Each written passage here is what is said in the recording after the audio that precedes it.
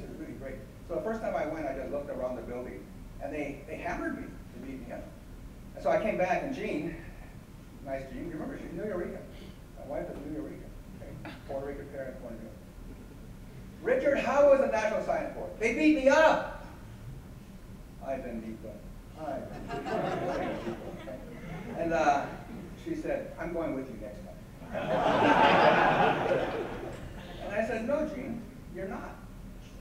But what I'm going to do is I'm going to be really prepared. And the thing that's really important was everybody knew I was going to come in and argue gender equity and underrepresentation. So I had to be prepared in the other issues. Because if I argue gender equity and underrepresentation by itself, okay, I would lose credibility. They would just say, they're good. So Dick Zare, who was the chair, once he told me, he called me at home and he said, Richard, you're losing credibility because you only argue for issues that are gender equity, underrepresentation. You have to argue the full spectrum.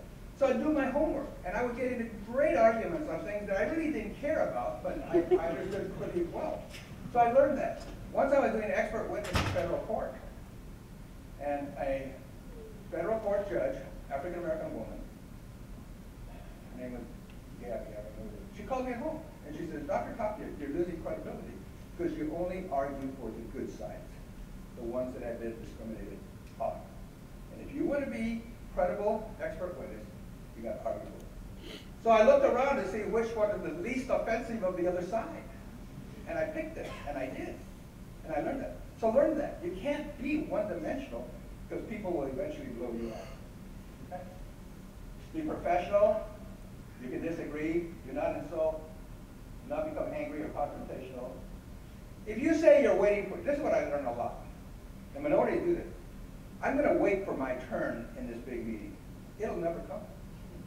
It never comes. Sit in the front, listen, and as soon as the person says something, here, let's hear from the board or something, you speak. And when you speak, you think about what you were just saying. I used to write things out in questions, and I'd say it. I'd go, bam, bam, and I was in. The mistake is waiting for your turn. It never comes. Okay? Now, in talks, as I give talks across the country, I always ask, who's going to introduce me? Okay? I just got back from the University of Illinois. And I said, okay, who's going to introduce me? They said, the president. Okay, I'll go. But if they want assistant diversity junior to vice provost, and there's going to be all the minorities, all 17 of them, okay, I don't need that. So I gave a president's lecture at Caltech last year. And I don't know who invited me, but I said, okay, I'll go. If the president of Caltech introduces me, I'll go. Well, we didn't find out that way. Fine, I don't need another trip anyway. He did. And it turned out to be good. So, a lot of times when I give talks, especially when I was younger, I would always give the outreach talk on diversity issues, and then the day before I'd give a talk on mathematics. At Caltech I did.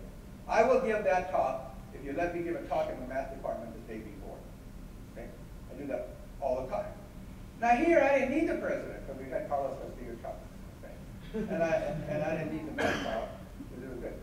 But you have to say you don't want to just come in as this person on minority issues. Credibility is an important issue. In fact, no, how come that went that way? Let's go this way. All right. All right. So here's a closing statement. This is a closing statement. This is the last slide. Your credentials precede you. See, I get invitations to give a talk, and they don't know what I'm going to say, and they don't know who I am. But they see the credentials and they say, well, Tapia can't be a total turkey, so let's invite him. Okay? So what I say to all the minority students, and my students, be a professional who happens